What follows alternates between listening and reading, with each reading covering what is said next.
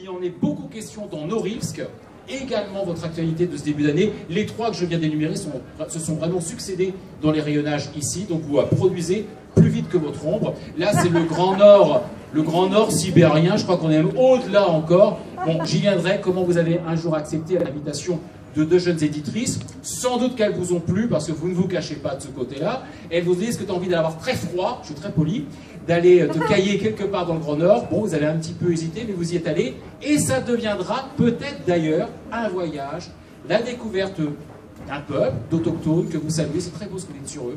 Ils ne boivent pas que de la vodka, loin de là, donc on est très loin des clichés.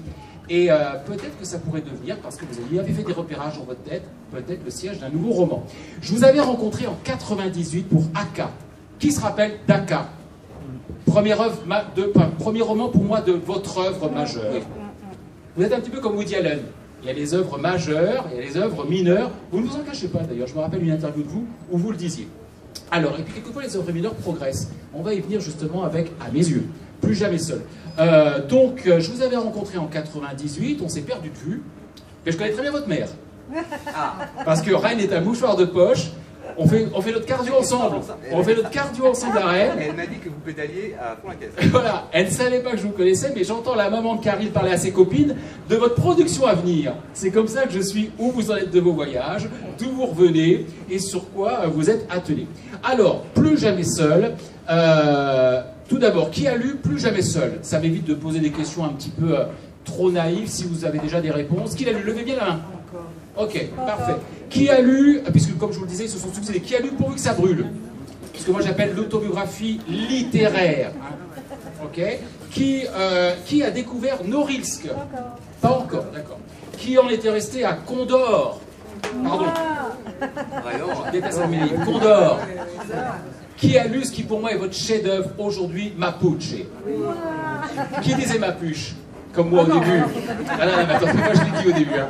Je l'ai dit au début jusqu'à ce que je croise Lionel, un ami de Caril dans la rue, qui me dit Mapuche. Bon, d'accord, ok. Il va corriger. Hein. Bon, alors, commençons. Bah voilà, on va commencer par l'un d'entre eux. Commençons par Plus jamais seul.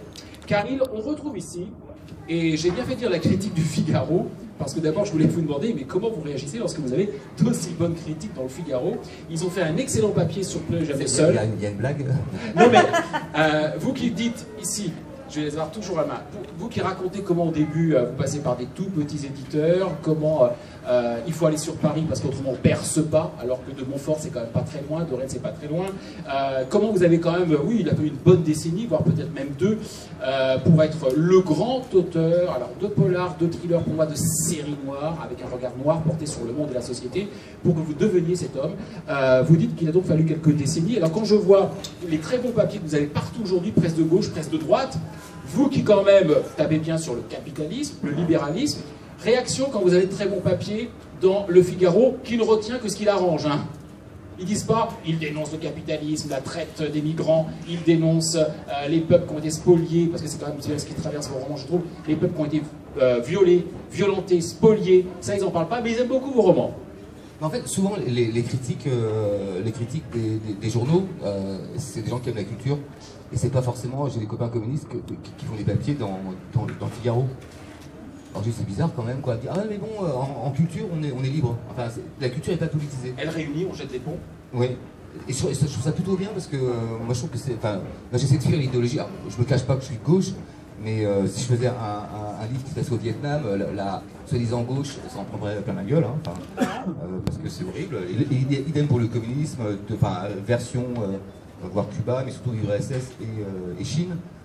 Bon, il se trouve que le néolibéralisme d'aujourd'hui... En fait, moi je suis pas anticapitaliste, je suis pas pour le retour à Staline, enfin, alors, loin de là, en fait, quoi. Moi je préfère les hommes aux idées. Oui, de toute façon, on comprend bien, je m'amusais plutôt avec ça, effectivement. Oui, mais pour moi c'est important parce que Gallimard, bon, c'est des trucs de commerciaux, hein, enfin, ils ont fait des affiches avec le maître, le maître, quand t'es plutôt ni vieux ni maître, c'est-à-dire que te faire appeler maître, c'est presque une insulte en fait, quoi. Et le maître du thriller engagé, quoi. Ouais. Limite écrit un peu comme un slogan, un peu mai 68, Mélenchon et tout, donc ça fait un tampon. Quand vous n'êtes pas l'écrivain rock'n'roll, je relisais ça encore cet après-midi sur... Mais rock'n'roll ça va parce que c'est pas l'idéologie en fait, quoi. Et moi, je trouve que l'idéologie, c'est à fuir dans le... On y viendra. dans- J'évoquais le rock'n'roll parce que pourquoi Mac-Cash, ce héros qu'on retrouve aujourd'hui, moi j'en étais resté, j'ai bien fait de lire la critique du Figaro, j'en étais resté aux précédentes aventures, une enquête qui se déroulait à Montfort, si je me souviens bien, vous lui colliez dans les pattes sa fille, arrivée d'on ne sait où, surtout pour lui, et un chien à moitié galeux, errant, et hop, vous faites le point couture, on les retrouve comme si rien ne s'était passé d'ailleurs, ni dans leur vie, ni dans votre production littéraire. Mac-Cash, on évoquait justement votre goût du rock. C'est pas par hasard que vous l'avez appelé comme ça. Et comment le présenter? Comment le présenter? Bon, faut que je fasse attention parce que je suis à Rennes, parce qu'il est pas loin en fait, Mac-Cash. Bon, j'ai un ami qui est borgne en fait. Et on se connaît depuis l'adolescence, et ce qui est assez étonnant en fait par rapport à la bornitude, comme dirait l'autre, c'est que c'est une infirmité, mais qui a l'heure d'agacer les gens, voire de les rendre agressifs. Quelqu'un qui est unijambiste, tu vas pas lui faire un croche-patte. Quelqu'un qui est aveugle, tu vas lui faire coucou, enfin, sauf dans les films italiens des années 60, mais en général, voilà, les gens sont quand même respectueux des handicaps des autres. Et sur le fait d'être borgne, c'est un handicap. Alors comme il a un bandeau, ça fait pirate. Alors que les enfants l'appellent le pirate, je comprends, c'est les enfants. Mais j'ai vu des scènes d'adultes dans les bars où des mecs cassaient leur verre en disant « j'ai crevé l'autre œil ». Mais comme ça, mais totalement gratuitement en fait, quoi. Comme si ce bandeau était une agressivité qu'on connaissait aux autres, quoi. Là, je suis un peu spécial parce que connaissant ce handicap, en fait, quand tu es borgne, tu vois plus les reliefs. Donc pour servir un verre, tu vas servir à côté quasiment à chaque fois. Quand tu es breton, ça sert quand même comme handicap. Enfin, tu t'en rends compte assez vite. Mais pour conduire, c'est compliqué. Et, bon, tous les sports t'oublient. Il y a plein de choses qui sont handicapants, tu marches pas super bien. Certes, Karim, ça c'est ce côté d'ailleurs dont vous jouez, en tout cas. C'est le tabou du personnage de Mac-Cash. Et c'est son côté handicapé d'ailleurs, qui peut d'ailleurs lui poser des problèmes. Mais bon, c'est une gueule cassée, il est borgne, c'est aussi une belle gueule, hein, c'est une belle gueule cassée. Il plaît aux femmes, ça y a pas, c'est récurrent chez vos héros d'ailleurs. Il est autodestructeur, pas vraiment philanthrope, asocial. Ça vous va tout ça tel que moi je l'ai perçu? Ben oui, parce que. Encore une fois, je voulais que ce soit un personnage qui soit pas... parce qu'il y a eu pas mal de polars dans les années 90 où c'était le début des années anti-Le Pen, enfin Le Pen père, et les héros, il fallait juste qu'ils soient de gauche, qu'ils soient comme ci, comme ça, qu'ils soient bien pensants, entre guillemets, et les méchants, c'était toujours des skinheads avec des bergers allemands qui violaient les jeunes filles, quoi. C'est un peu trop, en fait, quoi. Enfin, c'est un peu too much, et moi je trouve que ça dessert carrément la cause, et moi j'essaie de parler des problèmes comme ils sont, un peu comme un journaliste. Et ce personnage de Mac-Cash, lui qui est complètement détaché, alors lui il n'est pas engagé du tout dans rien, en fait, mais vraiment dans rien, il a un instinct de mort qui est très développé. Il pense qu'à fuir, qu'à se tirer pour parler. Voilà. Oui, carrément. Et qui se retrouve lui obligé de résoudre les problèmes des autres. Voilà, c'est une contrainte, et si c'était le chevalier blanc, ce serait moins rigolo. Quelquefois on a l'impression effectivement que c'est à son corps défendant, mais c'est aussi peut-être pas sa morale, mais son éthique, il y va quand même coûte que coûte. Alors lorsque, on va voir maintenant l'intrigue, après avoir vu le personnage, bien sûr comme ça, à grande enjambée, dans Pourvu que ça brûle, donc Pérégrination, comme je le disais, lire fait voyager, manifestement voyager fait écrire. Et à un moment, vous apprendrez ici, vous le confiez, qu'un de vos amis, grand navigateur en tout cas, disparaît en mer. Et vous le confiez. De là, vous viendra l'idée de lui rendre un hommage. Et on en revient donc ici à Plus jamais seul, où effectivement, Mac-Cash, ainsi est pris, non pas à partie, mais en tout cas, va devoir résoudre une enquête, parce que c'est bien toujours ça vos héros, qu'ils soient gueule cassée, ancien flic, enquêteur, détective, il y a toujours une enquête menée. Et il y a un bateau, un homme disparu, une cargaison. C'est ça. On est bien d'accord. C'est ça, ouais. Mais quelle cargaison, vous allez nous le dire? Je sais pas s'il faut que je le dise. Oui, enfin, est-ce qu'on spoil en disant ce qu'il y avait? Non, mais de toute façon, on va en parler. C'est le point de départ. C'est mon livre européen, en fait. Oui, c'est vrai. Celui-là. C'est vrai. Après les Maoris, après l'Afrique du Sud, aidez-moi, hein. Maoris, Afrique du Sud, Amérique du Sud, Chili, voilà, Argentine, Nouvelle-Zélande. Oui, voilà. Donc là, c'est vrai que c'est le roman européen, c'est vrai. Voilà, entre la Grèce et le Finistère. Voilà, et comme j'ai appris le personnage de Mac-Cash avec sa fille, bon, donc sa fille c'est vraiment l'instinct de vie opposé à l'instinct de mort de qui le pousse d'ailleurs à quand même tenir. Mac-Cash. Ouais. Oui, en fait c'est sa raison de vivre. En fait, il a du mal, ça lui fait mal au cœur de le dire, mais c'est quand même. Oui, il ne sait pas lui dire je t'aime, hein, il ne sait pas lui jamais, prendre par la main. Hein. Je ne spoil rien, je ne spoil rien. Ça lui ferait trop mal, quoi. Et en fait, il fallait que j'ai des personnages qui soient à la hauteur de ce personnage de Mac-Cash, parce que dans les deux premiers livres que j'ai fait avec Mac-Cash, j'avais plutôt crevé et la jambe gauche de Joe Strummer. c'était vraiment autour de ce personnage-là, et ce qu'il y avait autour de lui, bon, on ne sait pas grand-chose, on sait qu'il y avait une ex-femme, mais on ne la voyait jamais. Là, quitte à refaire un Mac-Cash, j'en fais un tous les 7 ans en gros, il faut que tu lui mettes des personnages secondaires qui soient à sa hauteur. D'où ça a son ex-femme qui va retrouver évidemment, et un ami qui a disparu en mer. Il se trouve que j'ai un ami qui a disparu en mer, et je dis bah tiens, c'est l'occasion à la fois de rendre hommage à cet ami qui a disparu en mer, et bah, Mac-Cash il a mené l'enquête pourquoi il a disparu, et c'était aussi une façon de parler des conditions de vie des marins sur l'eau, et vraiment c'est une zone de non-droit, la mer, c'est une zone de non-droit, c'est vraiment assez épouvantable, et là pour le coup c'est le capitalisme le plus sauvage qui soit.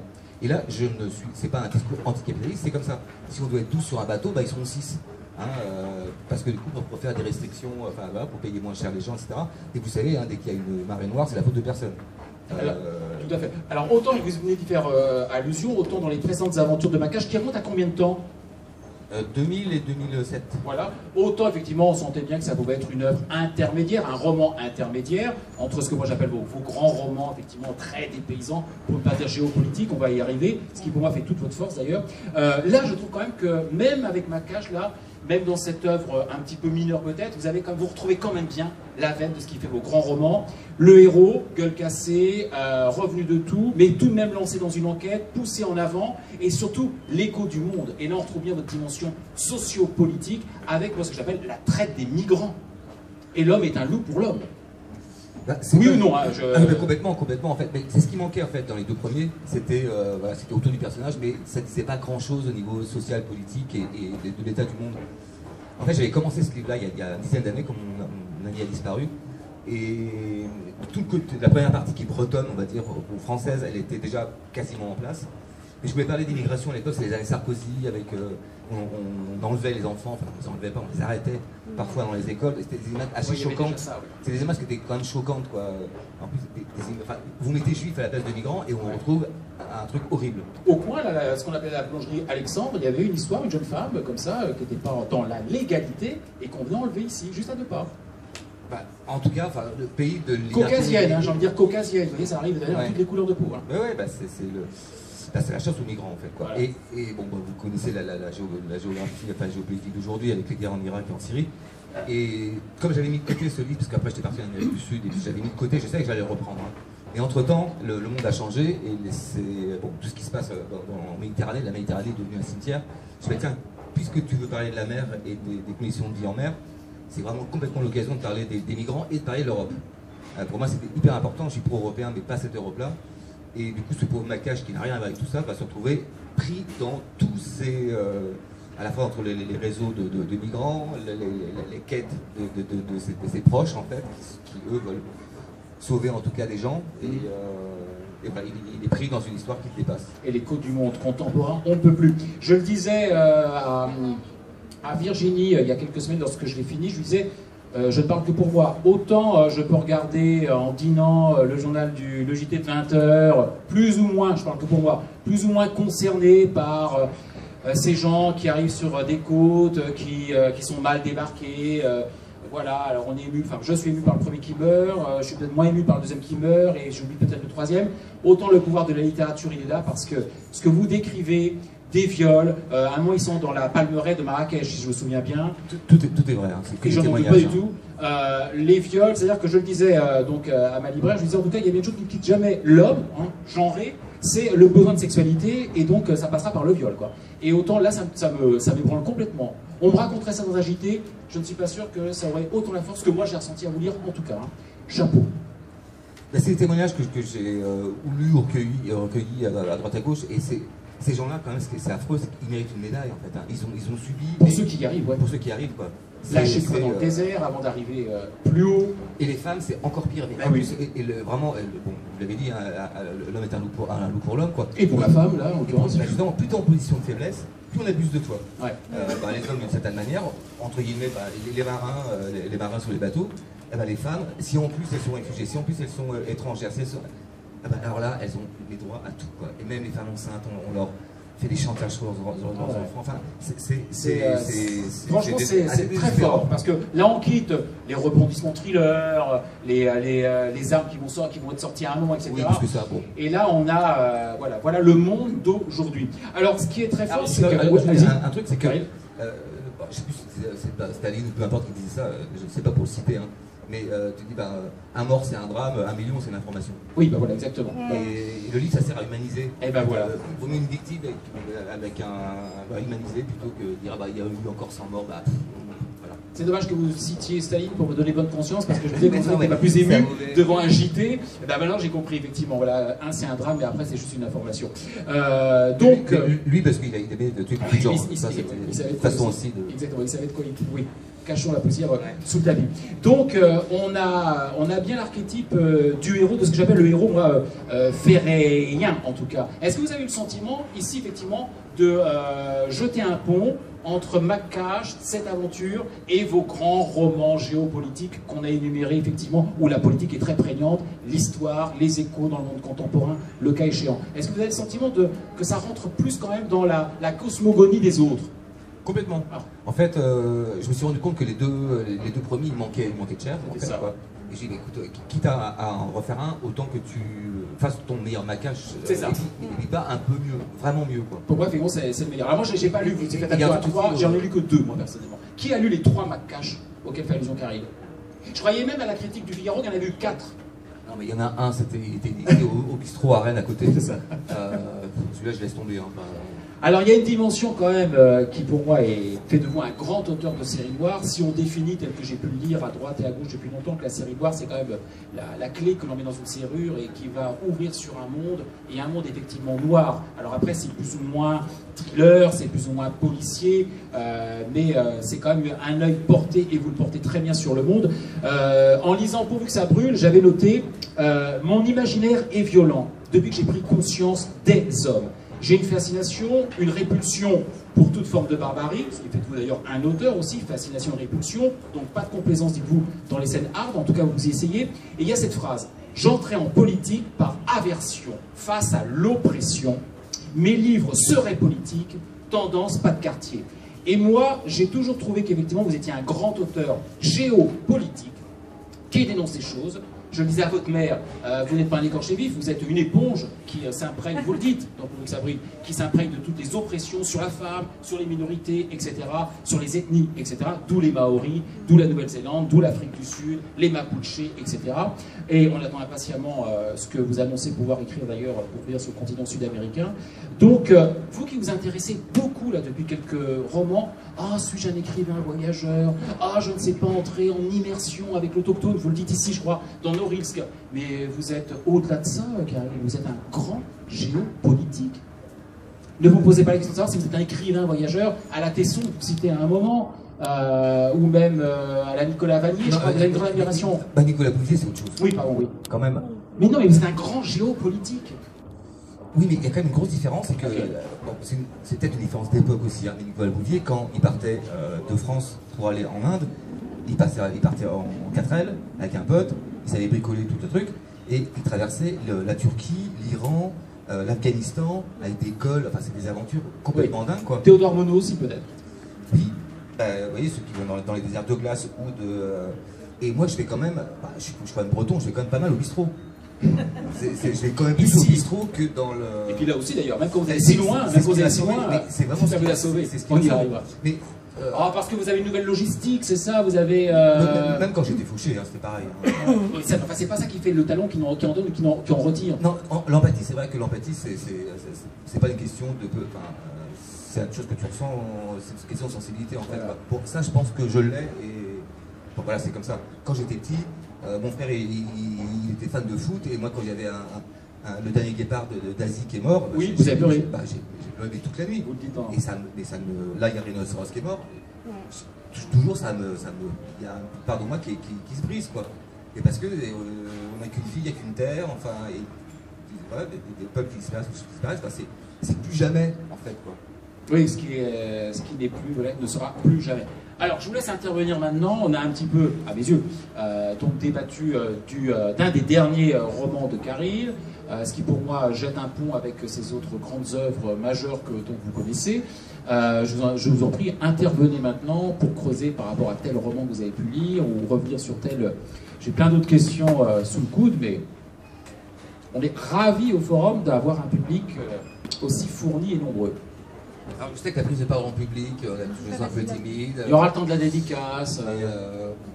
Voilà, soyez libres, hein, surtout. Non, j'y reviendrai, il n'y a pas de souci. Parce que moi, je peux blablater pendant des heures. Hein, Ah, mais je vais vous cadrer quand même. On n'est pas là pour 2 heures. Alors, autre chose que j'ai également... alors, vous le dites, je n'intellectualise pas beaucoup ce que je fais ou ce que je vis. Je ne réfléchis pas à la méthode de mes livres. Enfin, la méthode de mes livres, dites-vous, c'est comme si, à l'instar de mes personnages, les actes primaient sur la psychologie. Alors, je ne sais pas ce que vous en pensez. C'est comme si, à l'instar de mes personnages, les actes primaient sur la psychologie. Alors, je dirais que la psychologie, c'est s'arrêter et réfléchir sur soi et commenter ce que l'on vit, ce que l'on ressent. Donc, c'est réflexif. Voilà, aidez-moi. Est-ce que vous avez le souvenir de personnages dans tel roman qui se commentent lui-même ou pas? Ou est-ce qu'ils sont toujours mus par l'action? Je trouve que c'est un peu sévère avec vous, finalement. C'était mon sentiment. Non, parce qu'ils sont... Alors, Moi, je trouve qu'ils sont toujours dans la survie. Donc, ils n'ont pas le temps d'intellectualiser, ils essayent de survivre, justement. très bien. Ça vous va? Mais oui, parce qu'en fait, après, je parle de moi, je dis pas que j'ai la vérité, c'est pas ça en fait. Hein. Mais pourquoi je fais des choses, en fait, ça m'intéresse pas.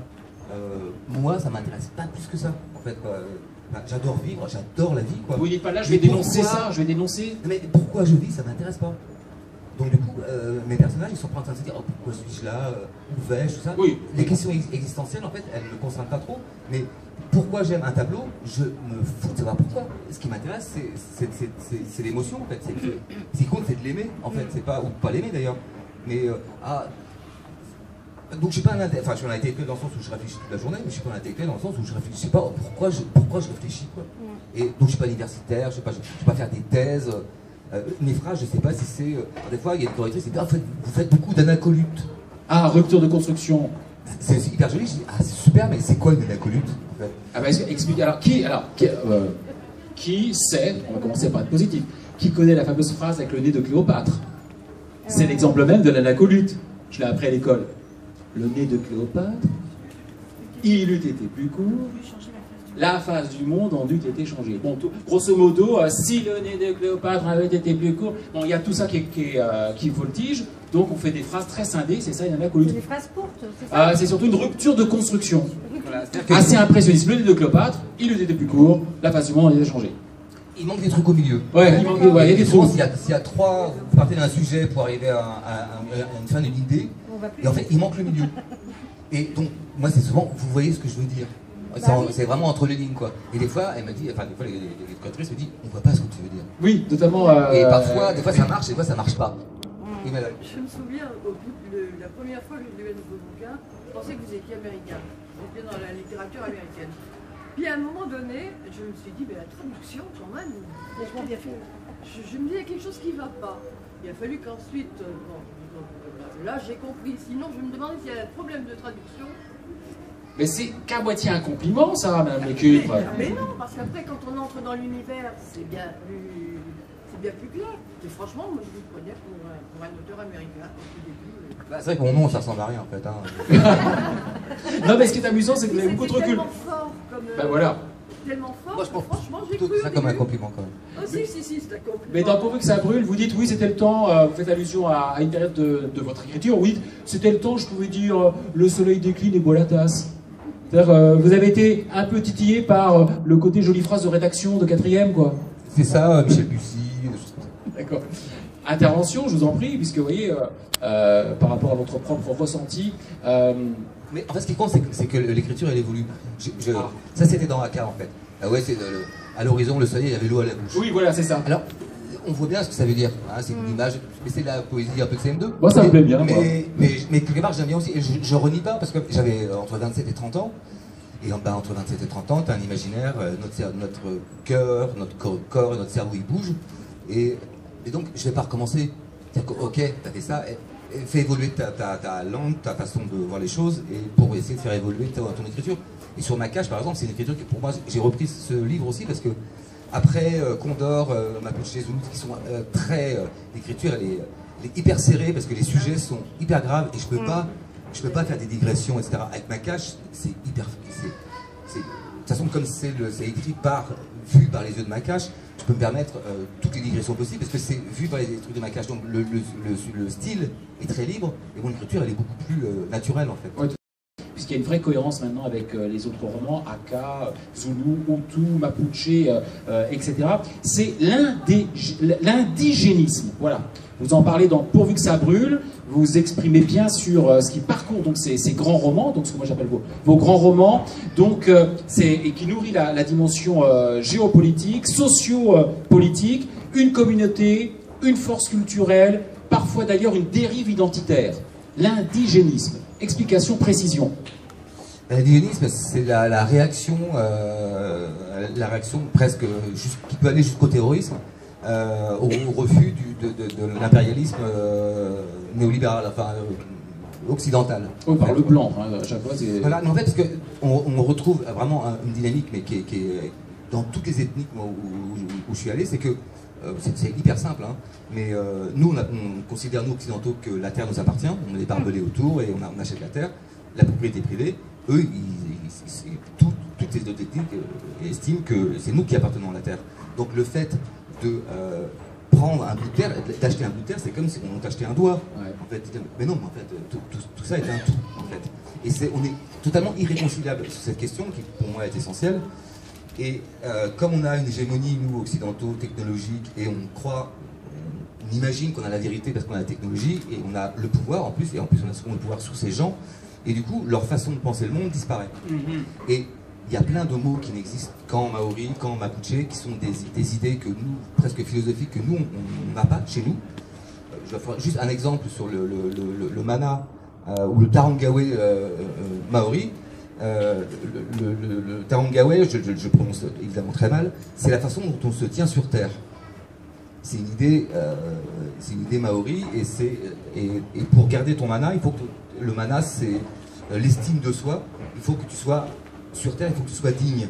Et pour que tu sois digne, il faut que tu sois quelqu'un de bien, en fait, quoi. Donc ça n'a pas morale et physique, c'est ça? Carrément, mais c'est un truc qui les tient réellement debout, en fait, debout sur la terre. Et pour que la terre, tu sois en lien avec elle, il faut que tu sois digne. Donc évidemment, ça passe par... alors chez les Sioux, c'est par exemple, pour le tarangawe des Sioux, c'est... il y a un chef Sioux à la fin de leur hégémonie qui disait « Nous n'étions pas civilisés, nous ne savions pas mentir. » Et imaginez notre société où nos hommes politiques, par exemple, ou certains journalistes n'auraient pas le droit de mentir. Alors là, le monde s'écroulerait, ça ne tiendrait plus, ça tiendrait plus du tout, quoi. Mais ce qui est terrible, c'est que quand il y a une façon de penser comme ça qui disparaît, et ben, si elle disparaît, on perd une part d'imaginaire et une part de l'âme humaine et de l'esprit humain qui, nous, on n'a que ça en fait. On croit qu'on a tout, mais on n'a que ça. Hein. Et il y a plein d'autres façons de penser le monde. Et si elles disparaissent, ben c'est comme s'il n'y a plus de guépards sur la Terre. Exactement, j'ai en train de penser à ça. Alors on l'a bien compris, hein, pour ceux qui vous ont lu et ceux qui vous écoutent aujourd'hui, vous accouchez de romans tout sauf creux, ou en tout cas quand ils ont pu l'être, eh bien, vous savez les nourrir, c'est ce qu'on disait avec les nouvelles aventures de Makache. En préparant cet entretien, j'avais découpé, il y a des lecteurs de Télérama, il y a des télérameux et des télérameuses comme moi dans la salle. Oui, bon. Alors, le 17 janvier dernier, on doit pouvoir retrouver l'article sur leur site internet, dans la rubrique « Autrement », il y avait Benoît Tadier, professeur d'études américaines à l'université de Rennes 2. Benoît Tadier n'est pas parmi nous. Je me dis, tiens, peut-être qu'il va venir. Parce qu'il était interviewé sur le polar, avec un titre du ou de la journaliste qui disait « Pas si noir le polar ». Et j'avais noté une chose sur laquelle je voulais vous faire réagir, justement, Caril. Il disait à un moment, le roman noir, il se penche beaucoup sur le roman noir américain, qui depuis au moins la fin du 19e siècle a accompagné les mutations de la société, de minorités, donc des revendications, bref, une société en marche. C'est pas toujours joli, bien évidemment. Donc le côté subversif, dénonciateur, vous le voyez, donc le côté loupe posé sur le monde. Et il dit, le roman noir contemporain flotte dans une sorte d'achronie. On n'y sent plus la succession des générations, ni la pression des mouvements d'émancipation sociale, d'une aventure littéraire collective se développant contre le mainstream. Son lectorat s'est diversifié, mondialisé, mais il n'est plus lié à aucun milieu social, ni à aucun pays. Le polar est ainsi devenu un peu répétitif, offrant un spectacle nihiliste où tout est noir définitivement. Alors qu'il soit nihiliste, pourquoi pas, mais il est en train de dénoncer un roman qui serait un roman noir qui serait apatride, quoi, qui n'appartiendrait plus vraiment à un pays. Les vôtres sont tout le contraire, moi je trouve. Ça ne veut pas dire que vous n'avez pas le regard d'un Européen blanc et français et breton, mais je trouve quand même que s'il y a bien des romans noirs qu'il faut faire connaître à Benoît Tadieu, c'est bien les vôtres, parce que moi je trouve qu'ils font l'écho d'une histoire, l'écho d'un pays, d'une communauté, donc spoliée, je reboucle, etc. Là, je trouve qu'ils sont bien attachés à une terre. Oui ou non? Bah oui, mais alors après, ça c'est aussi, c'est un truc qui fait un peu marrer. Ça va un petit peu mieux en ce moment, mais pendant très longtemps, en fait, j'ai eu plein de journalistes qui me disaient « Ah ben vous, ça change du polar français, quoi. » Pourquoi? Bon, et parce que ça se passe à l'étranger, et du coup ça change un peu. En fait, je pense que ils m'ont pris pour un étranger, c'est pour ça qu'ils l'ont lu, en fait. Et j'ai dit « c'est quoi le dernier polar que vous avez lu, en fait ?» Donc il me parle de Manchette. Manchette qui a dû mourir en 90 à peu près, quoi. Donc en fait ça fait 20 ans qu'on n'avait pas lu de polar français. Oui. Donc vous dites que parce que le polar français c'est nul. Oui, donc vous êtes en train de dire que le polar français c'est nul, mais vous n'avez rien lu depuis 20 ans. Oui, c'est ça aussi, ouais. Donc j'ai écouté. Donc écoutez-vous juste. Écoutez-vous juste, quoi. Alors en même temps, une semaine plus. Oui, allez-y, allez-y. Je me sauve et je ne voulais pas partir comme une voleuse parce que c'est super intéressant. Je suis venue vous dire bonjour. On s'est croisés il y a 23 ans, la petite maison bleue près de la place Saint-Denis. Oh, c'est là où ma fille était conçue. Ah, bah vous avez vraiment le... Alors, j'ai la dédicace ici. J'aurais pas celle-là. J'aurais pas celle-là parce que je me sauve. J'ai rien lu de vous. J'ai pas fait le lien du tout entre cette époque-là et maintenant. Mais là, je vais tous les dévorer. Super, vous avez peut-être venir. Hein. Il y a une prochaine fois, vous me le ferez. Avec plaisir. On a donné envie. Alors une semaine plus tard, toujours dans le Télérama, le 24 janvier, il y avait le gang des éditrices. Un papier qui faisait, comment dirais-je, l'auscultation de la façon dont les femmes, c'est bien justement, après tout ce qui s'était passé, prennent pied dans le monde de l'édition, après que l'homme machiste ait bien verrouillé tout cela. Alors il y a des différents noms d'éditrices qui sont signalés, vous en connaissez sans doute d'ailleurs.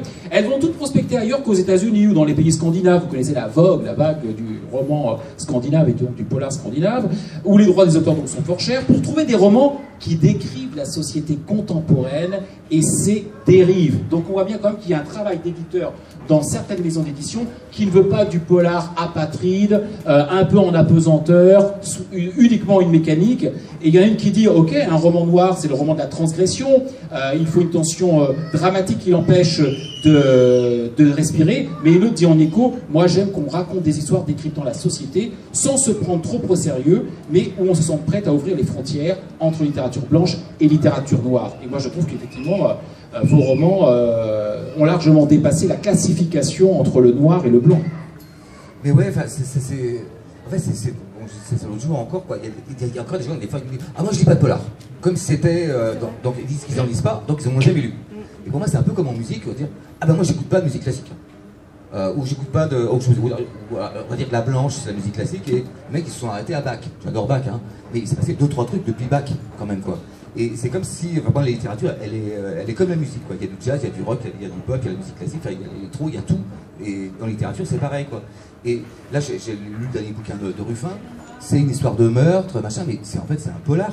Et comme c'est Ruffin, et que du coup, voilà, il est dans l'intelligentsia, la République des lettres, et tout, ben, ça c'est bien, on l'appelle pas polar, parce que si on l'appelait son livre polar... On le dégrade. Ah bah carrément, quoi. Après, j'ai envie de dire, écoute, travaille un peu ton style, quand même, ouais. Jean-Christophe. Mais moi, je me confie, car il y a 10 ans de ça, je ne lisais pas de polar. La livre française, des fois. Mais Pierre Lemaitre, il écrit. Alors, attendez, je reviens vers vous. Pierre Lemaitre, il écrit des polars aussi, qui sont... Pierre Lemaitre, il écrit des polars, mais... Il a eu le concours aussi. Mais il a eu le concours, pourquoi? Parce qu'il a parlé de la guerre. Et là, la guerre, sujet noble. Ça, sujet noble. 14, ou si vous parlez de la guerre, surtout 14, en l'occurrence c'était le centenaire, pas con non plus, et la guerre de 39, ça c'est noble. Parce que là, du coup, vous avez une dimension historique et machin, et là, du coup, là vous pouvez être goncourable. Je dis ça parce que jamais il y a un bouquin, jamais il y a un polar, enfin estampillé polar, qui est dans les présélections.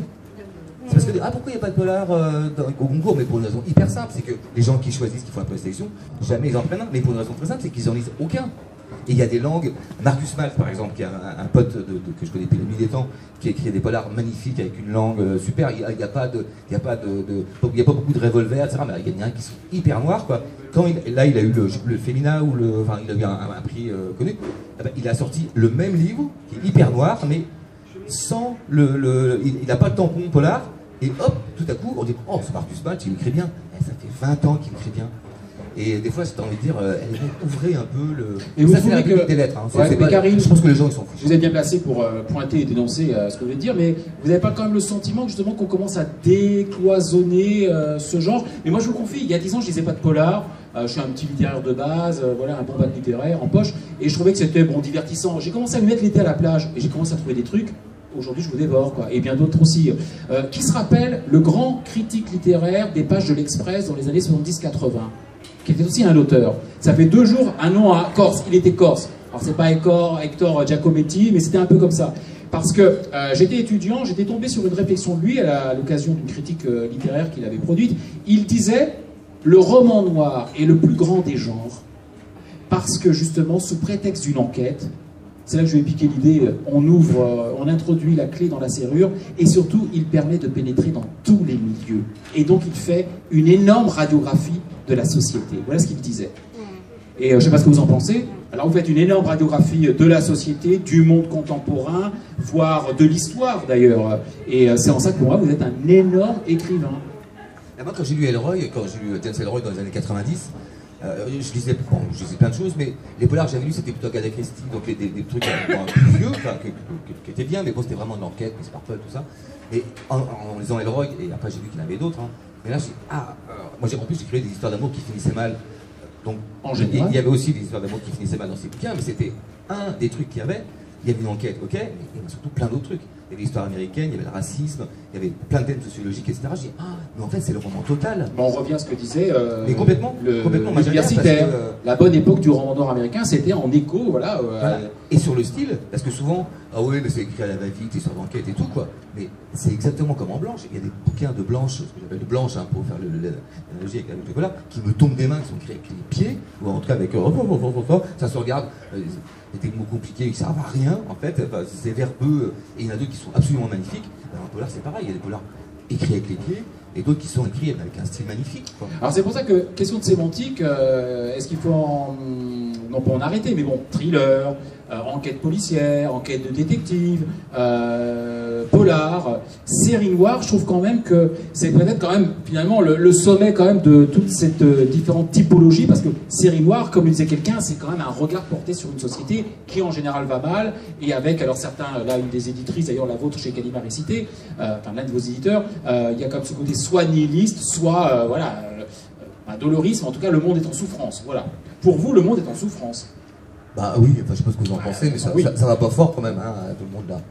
Mais, enfin moi, je suis comme Gramsci, en fait, donc je suis pessimiste par la raison, parce qu'il n'y a pas beaucoup d'espoir, le climat, enfin bon, vous connaissez la situation qu'on a sur Terre. Mais au Moyen-Âge, ça allait déjà mal, hein, comme on dit, donc ça n'a pas été en s'améliorant. Oui, mais quand même, pas toujours. Quand la science est arrivée au 19e siècle, l'électricité, machin, il y avait demain sera mieux, et les générations vivaient de mieux en mieux quand même, etc. Aujourd'hui, on a même peur de la science, en fait. Donc on est dans une situation où on est un peu recroquevillé, quoi. Mais, donc comme Rachid, pessimiste par la raison, mais optimiste par la volonté. Et on a quand même, je prends l'exemple de Mandela, parce que c'est un bel exemple.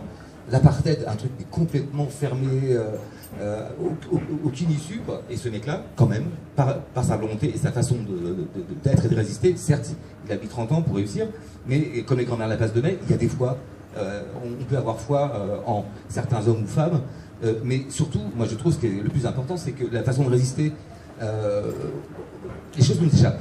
Hein, aujourd'hui, il y a des problèmes quand les usines ferment, etc. Mais c'est aussi pas des problèmes, elles ferment aussi parce qu'on a pillé les autres pays aussi pendant des siècles et des siècles. Donc aujourd'hui, ils reprennent leur dû, ils ont aussi envie de se développer, etc. Mais c'est désespérant. Mais autour de nous, enfin moi, la façon de résister, c'est peut-être une vision peut-être un peu libertaire et restreinte, mais autour de soi, on a quand même 100 personnes autour de nous, enfin 10 très proches, 20 proches, et puis après 70 personnes autour de nous. La façon dont on se comporte soi-même, le Tarangawa, la façon d'être debout sur terre, c'est aussi une façon de résister, parce que si t'es quelqu'un de bien, on va dire, ou tu essaies de te comporter quelqu'un de bien en accord avec tes idées, tu irradies aussi. Vous savez très bien qu'il suffit dans une famille, il y a un mec pourri, souvent c'est un mec, hein, et qui a réussi à faire une névrose totale dans la famille, et qui va faire des Noëls, tout le monde a envie de fuir, et de la même manière qu'il y a un mec qui peut pourrir toute une famille ou d'une famille de gens, il y a aussi des soleils qui peuvent irradier, et je trouve que ça vous irradie. Réaction, monsieur, allez-y. Oui, là, il y a des mots que vous avez employés qui me posent des questions, en particulier le mot nihilisme. Oui, que je citais ici. Et le mot désespérance. Vous avez dit désespérance. Je ne suis pas d'accord parce que, en fait, il n'y a pas de nihilisme dans ces romans noirs. Non, pas dans les siens. Parce qu'en creux, effectivement, apparaît quelque chose qui est positif. Le nihilisme, hein, c'est absence de valeur. Et les valeurs, elles y sont. Elles y sont drôlement dans les bouquins de Carrie Ferry. Et quelque part, je dirais plutôt noir et désespéré, mais effectivement, il y a un positivisme qui en ressort, fatalement. On n'est pas du tout dans quelque chose de désespérant. C'est parce que les personnages, ils luttent. Oui, tout à fait. C'est des personnages qui se couchent jamais. Tout à fait. En fait, ils préfèrent plutôt crever que se coucher. Ouais. Et donc, du coup, bah, souvent, bon, bah, c'est dommage. Ça arrive. Oui, mais ça Moi aussi, m'évite. ça me rend triste. Mais Qui meurt à la fin de Mapuche déjà? Mais qui... Le coup? Non, Ni lui ni elle. Mapuche, c'est l'exception. Hein. Donc on dort une heure. Parce que j'ai le droit de me rappeler ça. mais pas tous. Il n'y a pas de Mais- papier, non, mais c'est vrai que- rien. non, mais- C'est pas systématique. Bah, Bah, bien sûr. J'adorais Mapuche. Ça, j'étais super attaché. Il y a un survivant. Et j'avais genre 13 ans quand j'ai lu ça en plus, hein, les sagas Maori. Ah ouais. J'étais Ah ouais, dégoûtée. 13 ans. Moi aussi, ça a bouleversé Ouais, c'est tout un le peu monde, je jeune. pense. Mais en même Ouais. temps, Mais vous passiez au festival Les Étonnants Voyageurs et du coup j'y étais allée. Ah oui, vous avez quand même fait étonnant voyageur, écrivain voyageur. Plusieurs fois. Bah là, bon, bah, c'est bien, vous êtes adoubé par Michel Lebris. Ça y est, vous l'avez votre reconnaissance. Je suis le gars du coin quand même. Quoi. Ouais, mais vous n'êtes pas non plus, vous n'êtes pas Également non plus le fort, quoi. régional de l'État. Est-ce qu'il y aura une autre adaptation cinématographique? Ah, Zoulou. Alors Zoulou, vous avez beaucoup aimé. Moi, j'ai pas du tout aimé le casting. Vous avez beaucoup le casting. oh bah Forest Whitaker, quand même, c'est un bon casting. Ah, c'est pas le personnage du roman, c'est pas le physique du personnage. Non, mais du roman. ça- Après, ça Forest dépend ce que Whitaker. tu as mis comme physique. Mais ils nous disent, on en fait un thriller, et j'aime le thriller. Ben, genre, ils en ont fait qu'un thriller. Pas Ouais, mais on se moque de ce que je pense, mais moi, j'ai pas trop. Enfin, j'ai bien aimé Zoulou, mais ça vaut pas le roman. Il Ah faut bah faire. non, là, mais après, c'est c'est un autre c'est tout regard, le problème, c'est c'est qu'il faut faire la différence entre le film et le roman. Bah oui. Le roman, il ne montre pas.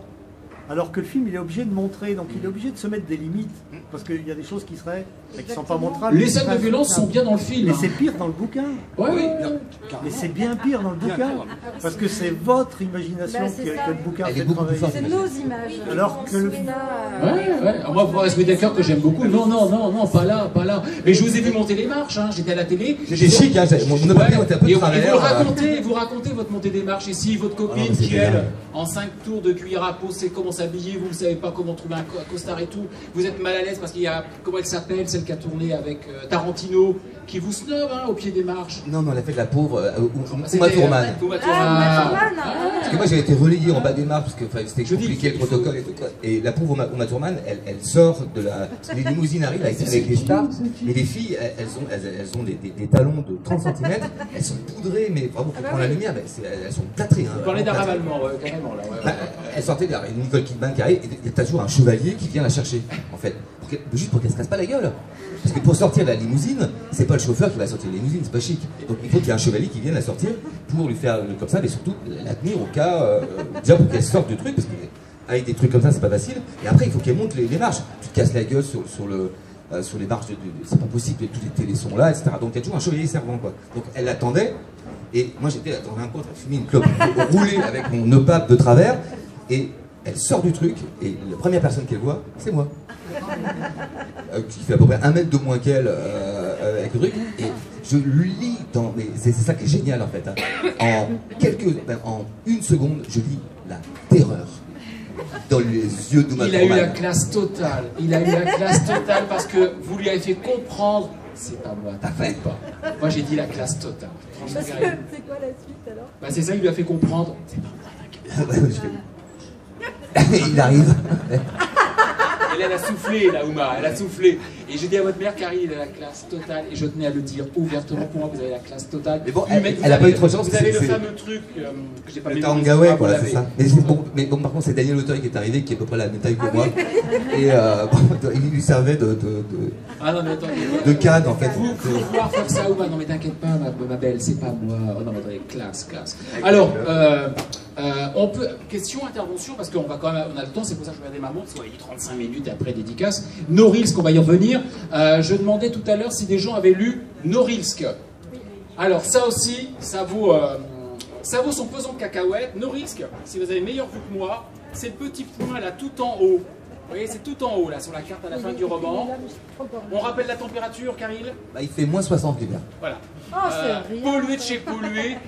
Une anecdote. À un moment, vous dites, oui, les habitants ramassent des baies quand il y a un peu de soleil. Ils les nettoient pour enlever tout ce qui est nocif. Moi, je me dis, pas les nettoyer. Ça doit être nocif jusqu'au noyau. Ça m'a presque fait rire avec amertume, les pauvres personnes. Alors, ça vaut son pesant de cacahuètes parce que, à quelle époque, ces deux éditrices viennent-elles vous voir, terrasse de café, je crois me souvenir, en lui disant, dis donc, t'as envie d'aller là-bas, c'est pour toi, vas-y, rappelez au public, on est deux manifestement à l'avoir lu, rappelez la jeunesse de celui-là, œuvre de commande, on va dire. C'est une œuvre de commande, en fait. J'étais en Colombie, parce que mon prochain bouquin il se passe en Colombie. Donc, Il sort quand le prochain? Ah, peut-être l'année prochaine, mais... C'est loin. Bah, l'éditrice a une version en ce moment. Ok. Elle est en train de la lire. Bon. Il faut qu'il soit bien. Hein. Bon.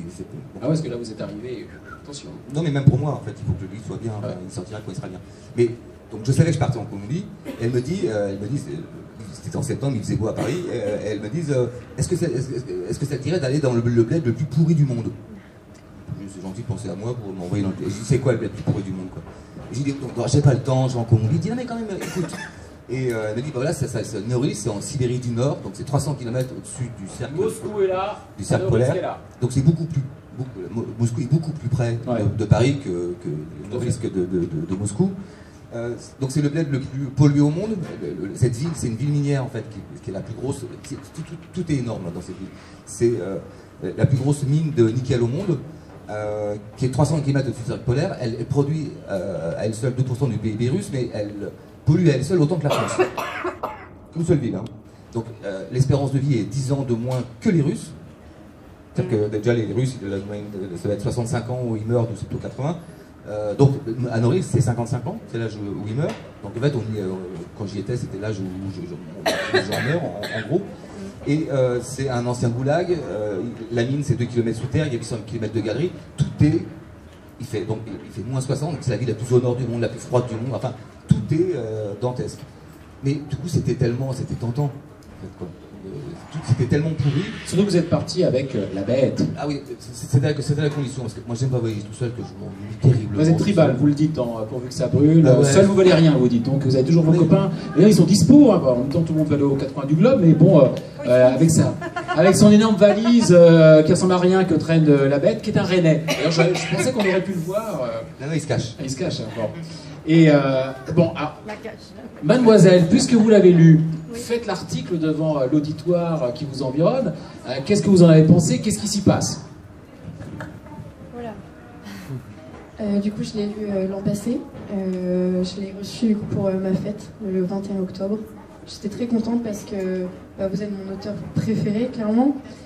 Et au premier abord, j'étais un peu choquée et contente en même temps parce que j'ai l'impression que ça a changé un peu des autres livres que j'avais pu lire, tels que Zulu, ou bien les sagas Maori, ou bien Mapuche. Et j'ai bien aimé en fait ce côté un peu autobiographique. Je sais pas trop comment expliquer ça, mais j'ai bien aimé ça en tout cas. Oui, parce que vous racontez votre périple.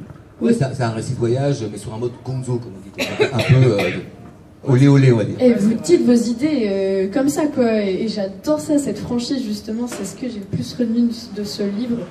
Même s'il est froid, quand même, comme livre. Il est très froid, mais après, j'aime beaucoup ce genre de livre-là. Après, j'ai pas trop envie de tout expliquer ce qui se passe, parce que ça se trouve dans l'assistance, s'il y a des gens qui ne l'ont pas lu. Qui l'ont pas lu. Et j'aimerais pas trop être déçue. De toute façon, il n'y a pas de gimmick, il n'y a pas... décevoir des gens, et même vous décevoir si je faisais un mauvais résumé. Non, mais après, c'est votre façon, c'est votre sensibilité. Hein. Mais en tout cas, je l'ai bien aimé. C'est pas mon préféré. Non, parce qu'en fait, ça n'a pas le fond en fait, des autres livres. Ouais, mais il y a de l'humanisme. Il y a de l'humanisme. Je cite un exemple. Je cite un exemple parce que C'est c'est... pas trop, hein, quand Non, même. non, mais non, parce que c'est pas du gaz, il n'y a pas de suspense, c'est la découverte D'accord. d'autochtones, sans vouloir dégrader qui que ce soit. Heureusement, là, j'ai pas parlé de la vie de manière horrible, mais évidemment, j'y allais avec tous les préjugés, en plus, préjugés sur les Russes, sur Poutine, etc. Quoi. Et je savais très bien, parce que moi, ce que j'aime chez les gens, je savais très bien que j'allais évidemment rencontrer des gens qui allaient me retourner. Et bon, j'ai eu de la chance. Moi, j'ai trouvé que c'était quand même un roman très humaniste, où on retrouve bien presque l'indigénisme, en tout cas, dans le sens la résistance. Voilà. Alors, vous dénoncez bien la mainmise d'un pays, des conglomérats, vous revenez sur Staline, comment la ville a été construite, comment à l'époque il y avait des architectes qui avaient bien pensé la ville, comment les ouvriers étaient bien payés, comment ils revenaient en retraite plus tôt que justement les moscovites, parce qu'ils étaient usés, comment tout ça a volé en éclats, comment... c'est de l'esclavage, quoi, les pauvres. À un moment, vous êtes en bringue dans un bar, et il y a une jeune femme qui vous demande « Quel âge crois-tu que j'ai ?» Et c'est un copain à vous qui dit, oh bon allez, je vais dire 30 ans parce que je pense qu'elle en a peut-être... Il dit 35, elle faisait vraiment... Donc des gens usés. 22 ans. Et moi, il y a un Elle avait 42. J'ai 22 ans. Il y a un passage, moi, qui... Vous ne faites pas 42. Oui, oui, parce que voilà, on est bien épargné. Il y a un passage qui m'a vraiment ému. Regarde, plaidait-il. Il parle à Karine, c'est une de vos rencontres. On travaille tous à la mine, mais je suis photographe, d'achat et graphiste. Moi, j'avais un lycée qui faisait des boulots comme ça là-bas. Et fait aussi de belles images. Tu as bien vu, on est poète, musicien, dessinateur, peintre, comédien, ingénieur du son, violoniste. Il n'y a pas de marché ici pour qu'on en vive. Norilsk est loin, trop loin de tout. L'art est un hobby, on n'a pas le choix, mais on le vit à fond en le partageant avec les autres. C'est aussi et surtout ça, Norilsk. Je t'en prie, dis-le dans ton livre. Dis-leur que notre ville mérite mieux que ça. Plus haut, quelques pages plus haut, quelques chapitres plus haut, il y a quelqu'un qui dit « Mais tu sais, nous aussi on est pour la paix, dis-le-leur bien. » Alors, il a fallu que nous on démilitarise, mais de l'autre côté on n'a pas démilitarisé. Donc moi j'ai trouvé ça très très émouvant. D'ailleurs je crois que c'est ce qui vous a embarqué au final. Ah non, moi c'est un des plus beaux voyages de ma vie. Est-ce que vous connaissez Sylvain Tesson? Pas personnellement. Non. Sylvain Tesson. Non, on n'est pas deux. Il est plus 6e arrondissement. Je ne suis pas trop 6e arrondissement. C'est un grand voyageur, mais il vient du... Mais ça, c'est magnifique ce qui vous a touché au cœur et qui touche aussi. Je ne sais pas si vous vous rappelez ce passage. En ça, on retrouve bien la veine de ce qui vous bouge dans le monde. Vous vouliez dire C'est juste, pourquoi il vous a envoyé là-bas Et parce qu'en fait, moi j'ai plutôt parce que moi j'aime bien l'utile et l'agréable quand même. Hein. Ouais, donc oui. vous avez remarqué que je vais dans l'hémisphère sud, mais je pars pas l'été. Hein. Enfin, je pars pas l'été en France, je pars quand c'est l'hiver, parce que c'est l'été là-bas. Donc moi j'aime plutôt... voilà, j'aime bien le soleil, j'aime bien les femmes devant la mer avec un cocktail, des copains, tout ça, la fête, ça me va bien quoi. Aller me cailler à moins 60, même si c'est un peu moins, c'est pas... Il m'a dit, on t'attend pas là. Ouais. Et puis de fait, tout était contre l'idée que j'ai. C'est vraiment le pays où j'avais pas du tout envie d'aller, c'est la Russie, via Poutine, etc. Après, je sais qu'il y a des gens qui sont quand même différents, mais il y a tellement de pays dans le monde à découvrir, celui-là, c'était vraiment pas celui où j'avais. Donc en fait, tout j'écris un petit éloge de l'excès, comme je suis assez excessif, et elles m'ont bien chopé quand même, elles m'ont bien eu les filles. Et puis elles ont eu raison parce que les gens que j'ai rencontrés, parce que tout ça c'est dit en pleurant. Hein. Enfin moi ça me fait toujours pleurer, hein. Enfin, ces histoires avec ces Russes quoi. Surtout qu'on est toujours en lien, mais parce que tout ça c'est au milieu des vodkas, des pleurs, parce que ça se passe, ça pleure beaucoup. Et j'ai passé une semaine dans les bras des Russes. Ouais, bien Mais sûr. vraiment dans les bras des Russes. Des mineurs, hein, Ils sont très latins finalement, je trouve. Ben, on peut appeler ça latin, mais non, ils sont russes. Oui, c'est ça. Oui, c'est Ouais. un fameux âme Parce slave. qu'il y a l'âme slave en fait. Et Et je retrouvais que Très c'est. chaleureux, quoi. T'es mon Ouais. ami, t'es mon ami, t'es mon ami. Ah mais you my friend, you my friend. Souvent c'est le seul mot que ça veut dire en anglais. Vous le dites à un moment, tiens, cette voiture enneigée, cette voiture enneigée, j'y verrais bien un cadavre. Tiens, le photographe pourrait être lancé dans une enquête, puis il y aurait un flic, l'enquête serait en parallèle. Et puis après, vous hésitez, oh, je sais pas si j'en ferai finalement le siège, voilà, le lieu de mon prochain roman. Mais quel décor! Vous évoquez Blade Runner par moment. Cette ville atroce, l'arrivée dans l'hôtel, les salles de bain, les chambres, c'est marronasse quoi. C'est nos pauvres années 70 à nous au niveau de la déco. Pire. Ah oui, c'est pire. Mais quel décor. Alors finalement, vous mûrissez l'idée que ça pourrait devenir un de vos grands romans justement géopolitiques, avec des gens qui résistent pour d'autres raisons que ce qu'on a pu voir dans les autres romans. Bah, en fait, au départ, c'était une blague dans le taxi. Ah, tu ne faudrais pas faire un roman noir ici? Je dis, bah si, bah tiens, bah, toi le taxi, tout, bah, toi tu serais le bouc émissaire du machin, du truc. Et puis, après, c'est un jeu, hein, enfin, tu défiles le truc. Et puis, le décor est complètement dingue. Et du coup, bah, je dis, bah tiens, puis en écrivant le bouquin, je dis, bah tiens, je résume un peu le bouquin que j'avais dit comme ça, un peu. On le voit, on a la trame, le synopsis. Mais parce que c'est dingue. Puis après, moi, je me suis dit, mais en fait, c'est mortel. T'as tout. J'ai tout. Et c'est comme sur la Lune, hein, parce que 1000 km à la ronde, il n'y a rien. Et comme on dirait, norilsk, on dirait un Titanic pris dans la glace. T'as des fumées, t'as des grandes fumées comme des fumées de bateaux qui crachent que de la merde. Et tout est un bateau pris dans la glace et tu peux pas partir. Il n'y a aucune route, hein. Il n'y a aucune route pour y aller. De toute façon, tu peux partir. Le goulag, il n'y avait pas de barbelé. Tu veux t'échapper? Ben vas-y. Va marcher à moins 60 pieds nus. Mais tu vas pas aller loin, hein. De toute façon, il y a des loups et des ours en plus, quoi.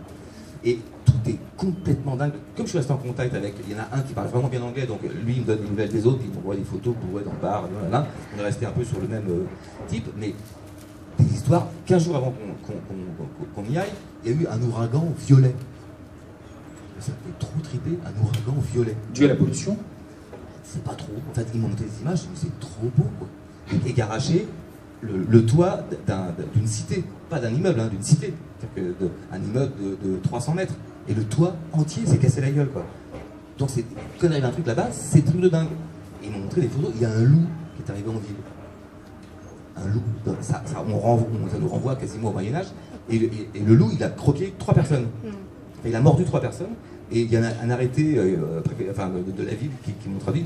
Il a dit aux gens, attention, il y a un loup en ville, ne sortez pas vos enfants. Ah oui, ça avait vraiment le conte. Un loup dans la ville. Oui, en fait, mais d'où il vient ce qu'on-là? En fait, il était visiblement enragé.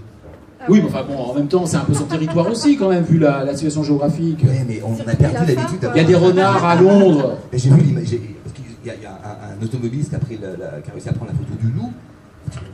Et moi, ça me renvoie à ce que je disais quand j'étais petit. Bien sûr, bah, vous voyez, il y a de quoi. C'est dingue. Mais Caril, donc, je crois que ça va être après la commandiste, je vais faire mon livre là-bas. Alors, Caril, j'ai été trop gentil, trop complaisant, trop fan pendant 40 minutes. Maintenant, je vais poser la question sur laquelle vous allez réagir. Ceux qui vous diraient, ah bah, mais alors, Caril, c'est un système. Une gueule cassée, un mec revenu de tout, lancé quand même à son corps défendant dans une enquête, avec des îlots de résistance, la mainmise de l'homme sur l'homme, loup est un loup pour l'homme, et puis a fortiori, tel que vous voulez l'évoquer, de la rébellion en puissance, et puis la photocopie du réel. Qu'est-ce que vous leur répondez? Parce que pour moi, c'est pas... Parce que là, vous écoutez, et en lisant Pourvu que ça brûle, on se dit, ah bah oui, il fait son marché. Bah non, c'est quand même mieux que ça. En fait, moi, comment vous décollez de la réalité pour en faire de la littérature? Et moi, je vais dans les endroits qui m'émeuvent, en fait. Au Luxembourg, j'ai rien à foutre au Luxembourg, enfin, à part foutre le feu au banc, parce que je dis souvent, c'est pas un pays qui m'émeut, j'ai pas... Je dis, oh tiens, je vais aller au Luxembourg. Non, ça me... D'ailleurs, vous racontez, moi, une plage avec même la boisson, ça va bien 5 minutes, mais il faut bouger, hein. Il faut bouger. Bah oui, puis il faut des gens. Les lagons, ça vous va bien une après-midi, et c'est déjà... Bah oui, bah, tu vas te baigner, alors, ça peut faire snob, en fait, hein, mais... Bah, c'est super d'aller sur les îles, hein, surtout quand tu bosses, machin et tout, sur de l'usine ou n'importe où, tu vas te changer les idées, tu te baignes, c'est super quoi. Mais quand tu fais le tour du monde par exemple, après là tu te baignes à Tahiti, tu fais des roues arrière dans l'eau et tout, puis tu te baignes 1 fois, 2 fois, 3 fois, et tu vas pas te baigner 300 fois non plus quoi. Et on a fait le tour du monde, que j'avais 20 ans là, au bout d'un moment, bon, les îles, c'est bon, enfin, ils sont où les gens? Enfin, ce qui compte, c'est ce que tu vas retenir à la fin de ta vie, c'est les gens, hein, c'est les rencontres, c'est les amours, les amitiés, et c'est ça qui nous... Il n'y a que ça, mourir le plus riche du cimetière, ça n'a absolument aucun intérêt, quoi. Et alors, je ne suis pas en train de dire que c'est nul, mais moi, je vais dans les endroits qui me... parce que je ne sais pas ce que va être ma vie demain, et qui je vais aimer, et quel pays je vais aimer, et quel pays va me happer. Donc, c'est pas... Le système, c'est d'écrire et voyager, mais c'est ma vie, en fait. Et puis, chaque auteur a... moi, c'est vrai que je tourne en rond autour, mais tout le monde, tous les auteurs ont des obsessions. Et souvent, c'est les mêmes obsessions qui passent leur temps à faire tourner en rond. Oui, parce un artiste souvent a des thèmes récurrents, après à lui de les faire évoluer pour pas que ce soit toujours la répétition. Exactement, c'est pour ça que je tue souvent mes héros pour pas faire de séries qui me ferait l'économie de nouveaux personnages, etc. La cage est un peu spéciale, tous les 7 ans. Comme quoi vous écrivez à l'instinct, je reboucle, peut-être que vous n'avez pas une méthode, mais vous avez une intelligence. Parce que non, ça n'est pas qu'une photocopie, il y a quand même votre patte, votre regard, votre humanité, votre espérance aussi d'ailleurs, et c'est ce qui fait la force. Donc moi je vous commande, alors pour ceux qui veulent traverser l'œuvre de Caril parce qu'ils l'ont déjà lu ou parce qu'ils sont encore en train de la découvrir. Donc voilà, autobiographie littéraire, parce que certes vous parlez de l'enfant que vous avez été à Montfort. Oui, un peu, mais ça parle surtout des livres. Mais voilà, exactement. Donc, autobiographie littéraire, c'est idiot comme formule. Non, mais parce que ça ausculte, voilà, d'où viennent vos romans, comment ils sont nourris, comment ils s'enclenchent, etc. Donc, bien sûr, plus jamais seul, on a ouvert sur cela. Et No Risks, parce que, oui, peut-être mineur, c'est pas une enquête, c'est de... Non, c'est pas un roman. C'est gonzo, voilà, c'est barré.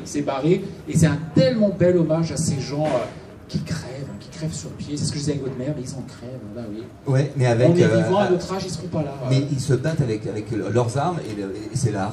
Et c'est l'art. Donc je trouve ça beau. Enfin, ils sont hyper émouvants. Enfin, et je pense que je vais écrire après la Colombie, le roman là-bas, parce qu'il y a une terre...